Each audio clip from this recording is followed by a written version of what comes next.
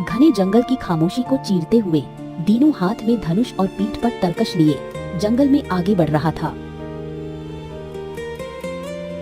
तभी अचानक एक झाड़ी के पीछे से हिरण बाहर आई। दीनू ने प्रत्यंचा खींची ही थी कि हिरण की कांपती हुई आवाज गूंज उठी। रुक जाओ शिकारी, अपने तीर को शांत कर लो। मैं सिर्फ एक मांस का टुकड़ा नहीं, मैं एक माँ हूँ। मैं अपने बच्चों के लिए खाना लेने आई थी। घर पर मेरे बच्चे मेरी राह देख रहे होंगे।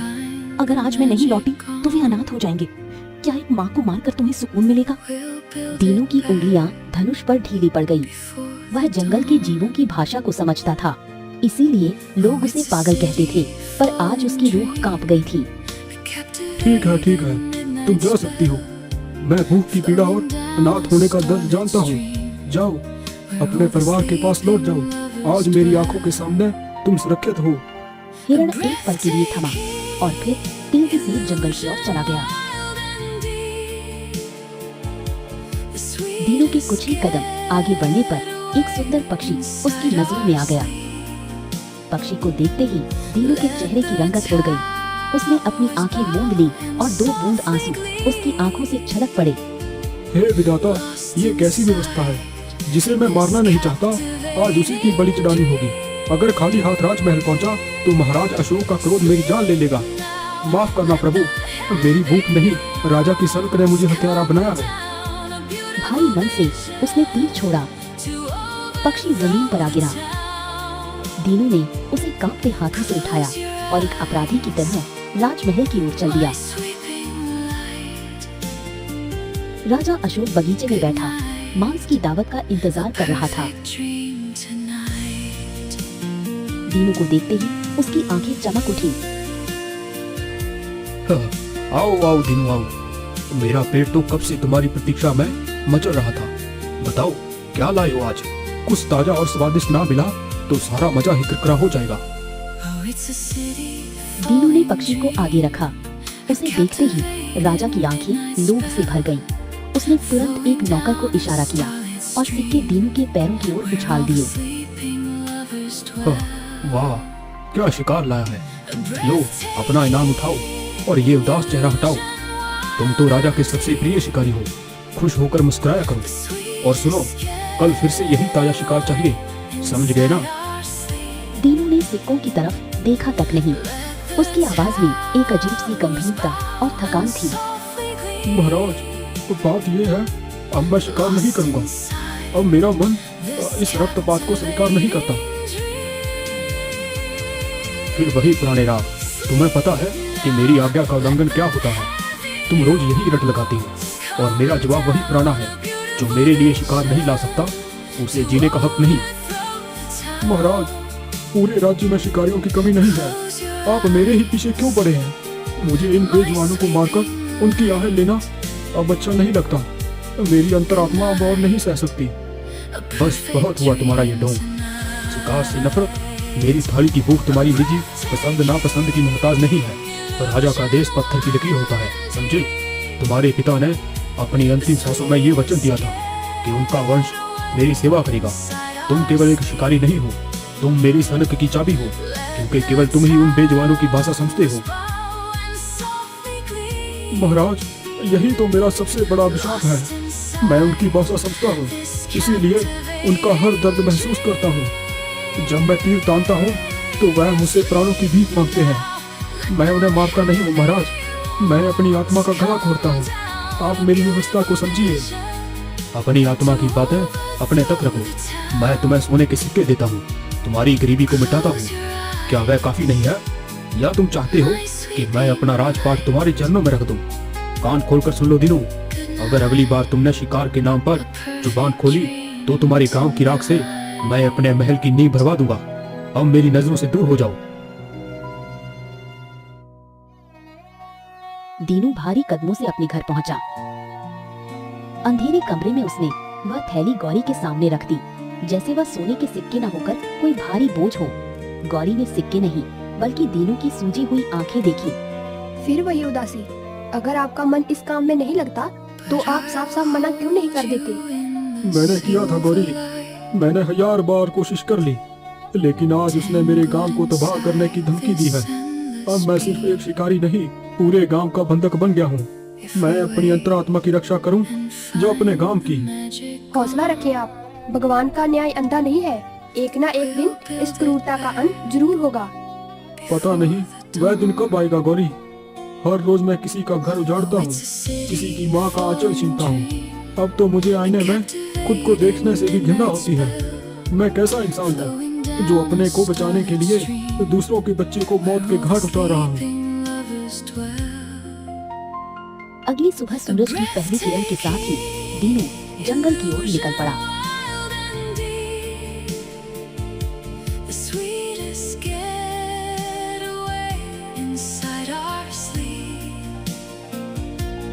दिन ढलने को आया, लेकिन उसकी थकान और निराशा बढ़ती जा रही थी। हाथ खाली थे और मन भारी। थक हार कर वह एक पुराने बरगद के नीचे बैठ गया। हे भगवान, आज का दिन तो जैसे काल बनकर आया है। सूरज डूबने को है और झोली खाली। अगर खाली हाथ लौटा तो महाराज यही सोचेंगे कि मैं जानबूझकर उन्हें नीचा दिखा रहा हूँ। मेरी तो किस्मत ही खराब है। तभी एक छोटी सी चिड़िया फुदकती हुई उसकी नजर में आई। दीनू ने जैसे ही तीर निकाला, चिड़िया कांप उठी।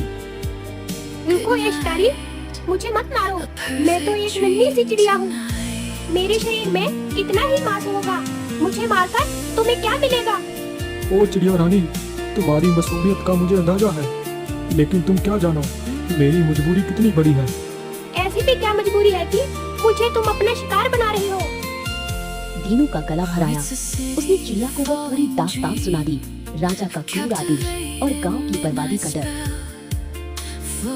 अगर मैं खाली हाथ लौटा तो महाराज का क्रोध मेरे पूरे गांव को राख कर देगा। मेरे लिए ये केवल शिकार नहीं, 100 लोगों की जिंदगी का सवाल है। माफ करना, मुझे तुम्हारी जान लेनी ही होगी। नहीं, मुझे मत मारो। यहाँ से कुछ दूर एक तालाब है। वहाँ एक विशाल और सुंदर बगुला रहता है। उसे मारकर अपनी झोली भर लो। मेरे जैसे छोटे जीव से क्या होगा? उसे ले जाओ, शायद महाराज की भूख भी शांत हो जाए। दीनू कुछ पल के लिए गहरी सोच में पड़ गया। उसकी आत्मा उसे धिक्कार रही थी, लेकिन गांव का डर उसे मजबूर कर रहा था। ठीक है, जाओ चिड़िया रानी, आज तुम बच गई। शायद तुम्हारी किस्मत अच्छी थी। चिड़िया पंख फड़फड़ाते हुए गायब हो गई। दीनू अपना धनुष थामे उसी दिशा में चल पड़ा जहाँ तालाब था। काफी लंबी दूरी तय करने के बाद उसके सामने एक शांत निर्मल तालाब चमकने लगा। चांद की रोशनी में वहाँ एक बगुला टहल रहा था। उसे देखते ही दीनू का हाथ कांपने लगा। हे ईश्वर, कितना सुंदर और शांत जीव है। इसकी आंखों में तो जैसे कोई देवी चमक है। भला इसे कौन मारना चाहेगा? मैं भी तो नहीं मारना चाहता, पर क्या करूं? मेरी व्यवस्था मेरी आत्मा से कहीं बड़ी हो गई है। हे सुंदर बगले, मुझे माफ करना। रुको शिकारी, अपने तीर को नीचे कर लो। मुझे मारने की भूल मत करना। दीनू की आंखें फटी की फटी रह गई। वह पीछे की ओर देखने लगा। ये कैसे संभव है? मैं जंगल के जीवों की भाषा समझता हूँ, लेकिन वह कभी मनुष्यों की तरह नहीं बोलते। तुम कौन हो? तभी पीछे से किसी की मखमली आवाज गूंजी, जैसे हवा में घुल रही हो। इसका रहस्य बहुत जल्द तुम्हारे सामने होगा दीनू। दीनू ने पीछे मुड़कर देखा तो दूसरा बगुला पानी से बाहर निकलकर पहले वाले के पास आकर खड़ा हो गया। दोनों बगुले अब एक दूसरे के पूरक लग रहे थे। अब यहाँ से जाओ दीनू। महाराज से जाकर कह दो कि आज जंगल में कोई शिकार नहीं मिला। क्या क्या कह रहे हो? अगर मैंने ये कहा तो महाराज का क्रोध मेरे पूरे गांव को राख कर देगा। क्या तुम्हें अंदाजा भी है कि वह कितने निर्दयी है? डरना छोड़ दो, आज कुछ नहीं होगा। बस महाराज के सामने जाकर उनसे एक सवाल पूछना। क्या उन्हें पता है कि उनका पुत्र राजकुमार आदित्य इस वक्त कहाँ है? दीनू ने उन दोनों बगुलों को टकटकी लगाकर देखा। उसे समझ आ गया कि ये कोई साधारण पक्षी नहीं, बल्कि कोई दैवीय शक्ति या कोई गहरा रहस्य है। इंसानी वास, ये पहेली बहुत गहरी है, लेकिन अब मेरे पास और कोई रास्ता नहीं है।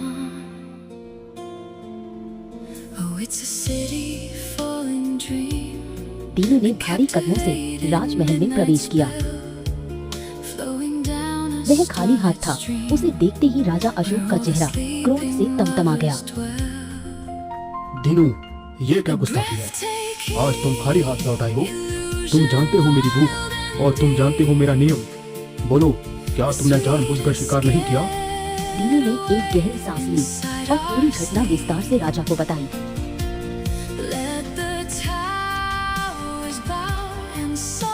महाराज, मेरा विश्वास कीजिए, मैं इस जंगल के हर जीव की बोली समझता हूँ, लेकिन वह बगले जंगल की भाषा नहीं बोल रहे थे। वह मेरी और आपकी तरह स्पष्ट मानवीय भाषा में बात कर रहे थे। मेरा तीर उनके पास तक पहुँच ही नहीं पाया। मेरा मन जैसे जड़ हो गया था। बकवास बंद करो। क्या तुम्हें लगता है कि मैं इतना मूर्ख हूँ कि तुम्हारी इन कहानियों पर यकीन कर लूँ? उन बगलों ने तुम्हें कोई मति भ्रम दिया है, या फिर तुम अपनी भाषा समझने की शक्ति के अहंकार में पागल हो गई हो। बगले इंसानी भाषा नहीं बोलते। महाराज, आज मेरी विद्या पर संदेह ना करें। मैं समझ सकता हूँ कि पशु पक्षी अपनी भाषा में क्या कहते हैं, लेकिन वह बगले, वह सच में मनुष्यों की तरह बोल रहे थे। उनमें कोई अलौकिक शक्ति थी महाराज। बस बहुत हुआ। राजकुमार आदित्य सोन पर गए हैं। वह राजा भैरव की अतिथि में है। वह वहीं सुरक्षित है। समझ गए? तुम्हारी ये मन घड़त बातें मेरे पुत्र के बारे में नहीं है। तभी मंत्री हाँफते हुए आया। उसके चेहरे पर पसीना था और हाव भाव डरे हुए थे। क्षमा करें महाराज, एक अत्यंत सूचना देनी है। गुप्तचरों ने अभी अभी संदेश पहुंचाया है। कैसी सूचना? जल्दी बोलो। महाराज, राजकुमार आदित्य सोनपुर नहीं पहुंचे हैं। राजा भैरव का संदेश आया है कि वह पिछले कई दिनों से राजकुमार की प्रतीक्षा कर रहे हैं, लेकिन उनकी कोई खबर नहीं मिली है महाराज। यदि वह सोनपुर नहीं पहुंचा तो वह कहाँ गया? मेरा आदित्य कहाँ खो गया? दीनू गहरी सोच में डूब गया। उसके दिमाग में तालाब की उन बगुलों की रहस्यमयी मुस्कान कौंध गई। महाराज, इसका उत्तर केवल वही दोनों बगले दे सकते हैं। वह जानते हैं कि राजकुमार कहाँ है। कल सुबह मुझे फिर से उस तालाब पर जाना होगा। शायद वह मुझसे बात करने को तैयार हो जाएं। ठीक है। कल सुबह ही हम भी तुम्हारे साथ चलेंगे। और नहीं महाराज, कृपया मुझे अकेले जाने दें। अगर आप अपनी सेना के साथ वहाँ पहुँचे तो वह शायद रहस्य कभी न खोले। मुझे पहले उनसे संपर्क करने दें। यदि जरूरत पड़ी तो मैं स्वयं आपको सूचित करूंगा। मुझे अकेला जाने दीजिए। यही इस रहस्य को सुलझाने का एकमात्र रास्ता है। दीनू सुबह तालाब के किनारे पहुंचा। पानी के बीचों बीच खड़े दोनों बगुले उसे देख रहे थे। ओह, क्या आज भी तुम हमारा शिकार करने आई हो? नहीं, आज ये शिकार करने नहीं आया। आज ये उस प्रश्न का उत्तर लेने आया है जो मैंने कल इससे पूछा। क्यों, सही कहा ना मैंने? क्या तुमने अपने राजा से उसके पुत्र के बारे में बात की? हाँ, मैंने बात की। पहले तो महाराज ने विश्वास नहीं किया, लेकिन बाद में गुप्तचर से उन्हें सूचना मिली कि उनका पुत्र तो जहाँ होना चाहिए था वो वहाँ पहुँचा ही नहीं। अब बताओ कि राजा अशोक का पुत्र कहाँ है? इतनी जल्दी क्या है, सब पता चल जाएगा, मगर इतनी आसानी से नहीं। यहाँ से दाहिनी दिशा में चले जाओ। बहुत दूर एक पहाड़ी मिलेगी। उस पहाड़ी पर एक साधु महाराज तपस्या में लीन रहते हैं। राजकुमार का रहस्य वही बताएंगे। देख क्या रहे हो, जाओ। दीनू तुरंत बगुलों द्वारा बताए रास्ते पर चल पड़ा।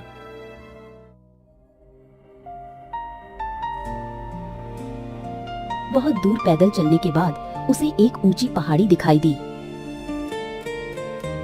पहाड़ी पर एक विशाल वृक्ष के नीचे एक साधु ध्यान में बैठे थे। दीनू साधु के पास पहुंचा और सारी घटना साधु को सुना दी। सारी व्यथा सुनने के बाद साधु ने अपनी आंखें धीरे से खोली। मुझे पता है कि राजा अशोक का पुत्र कहाँ है, लेकिन मैं तुम्हें क्यों बताऊं? पहले अपने राजा को यहाँ लेकर आओ। जाओ। दीनू बिना कुछ कहे वापस महल की ओर लौट गया। दीनू ने राजा अशोक को सारी बात बता दी। हाँ, तो ठीक है, चलो हम चलने के लिए तैयार हैं। अभी चलो। कुछ देर बाद दीनू राजा अशोक को उसी वृक्ष के पास ले आया। प्रणाम साधु महाराज, हमें कल से नींद नहीं आई, बड़ी बेचैनी हो रही है। हमें तो हमेशा यही लगता रहा कि हमारा पुत्र सोनपुर में होगा, लेकिन वह वहाँ नहीं है। राजन, यदि तुम अपने पुत्र का सत्य जानना चाहते हो तो तुम्हें एक कहानी सुननी होगी। यह कहानी तुम्हारे पुत्र पर ही आधारित है। कुछ समय पहले राजकुमार आदित्य जंगल होकर सोनपुर की ओर जा रहा था। घने जंगल से गुजरते समय उसे तेज प्यास लगी।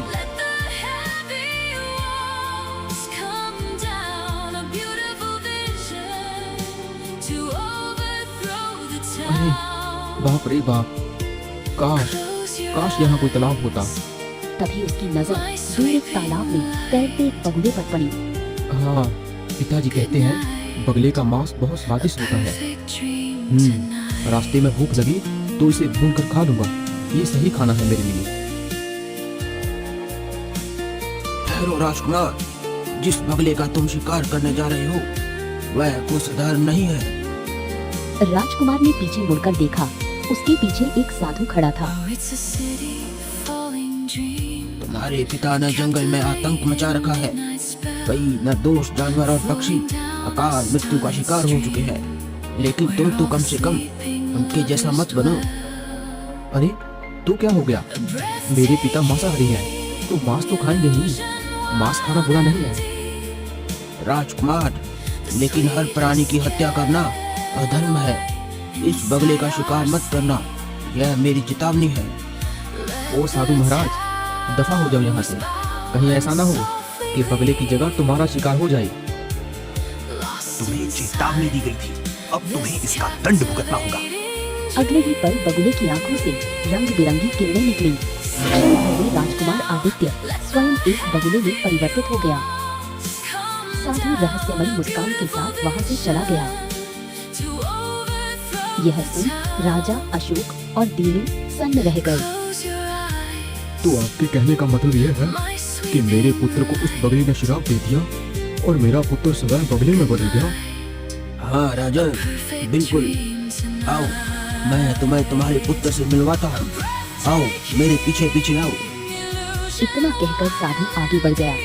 दीनू और राजा अशोक उसके पीछे पीछे चल दिए। कुछ ही समय के बाद वो तीनों उसी तालाब पर पहुंचते हैं जहां वह दो बगुले थे।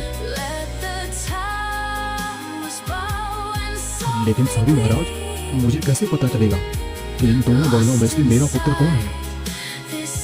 महाराज, मैं आपका पुत्र हूँ। नहीं नहीं नहीं, मैं आपका पुत्र हूँ। नहीं नहीं महाराज, मैं आपका पुत्र हूँ। अरे नहीं नहीं, मैं आपका पुत्र हूँ। ये झूठ बोल रहा है। राजा अशोक भ्रम में पड़ गया और साधु की ओर देखने लगा। अब फैसला तुम्हें करना होगा राजन, मैं तुम्हारी सहायता नहीं कर सकता।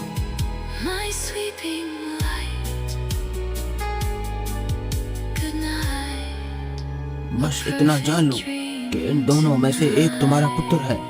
वह श्राप से तभी मुक्त होगा जब तुम उसके ऊपर तीर चलाओगे। लेकिन याद रखना, अगर तुमने गलत बगले पर तीर चलाया तो तुम्हारा पुत्र कभी श्राप से मुक्त नहीं हो पाएगा। लेकिन अगर तुमने गलत बगले पर तीर चला दिया फिर तुम्हें बहुत अच्छा लाभ होगा। कम से कम तुम्हें बगले का मांस तो खाने को मिल जाएगा। बड़ा मीठा होता है उसका मांस। यह सुनकर राजा अशोक की आंखों में आंसू बहने लगे। अब हम कैसे फैसला करें?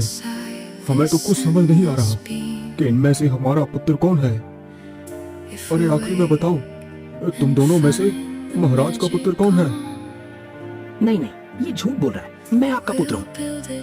नहीं नहीं, ये झूठ बोल रहा है। मैं आपका पुत्र हूँ। अगले ही पल दीनू ने बड़ी फुर्ती से दूसरे बगुले पर तीर चला दिया। जैसे ही तीर बगुले को लगता है तो रंग बिरंगी रोशनी निकलती है और वह बगुला राजकुमार में बदल जाता है। दीनू, तुम्हें कैसे पता चला कि वही बगला मेरा पुत्र था? महाराज, दूसरा बगला आपको संबोधित कर रहा था। आपको महाराज महाराज कहकर आपका ध्यान अपनी ओर खींच रहा था, लेकिन पहले सिर्फ यही कह रहा था कि मैं आपका पुत्र हूँ। उसकी आवाज में करुणा थी। वह आपको राजा नहीं पिता मान रहा था, एक पिता की तरह संबोधित कर रहा था। शाबाश शाबाश दीनू, तुम वास्तव में सत्य के पक्षधर हो। अगले ही पल दूसरा बगला भी रंग बिरंगी रोशनी में बदलने लगा। वह एक सुंदर पुरुष के रूप में प्रकट हो गया। तुम कौन हो? महाराज, मैं इस जंगल का रक्षक हूँ। हे राजा, बताओ तुम्हें आज क्या सीख मिली? हे जंगल के रक्षक, आज के बाद मेरे राज्य में कभी शिकार नहीं होगा और मैं खुद मांस को त्यागता हूँ और मैं राज्य में कानून बनाऊंगा। अब से जंगल में शिकार पूर्ण रूप से बंद होगा। राजा अशोक अपने पुत्र आदित्य को लेकर महल लौट आया और उसी दिन दीनू शिकार के बंधन से मुक्त हो गया।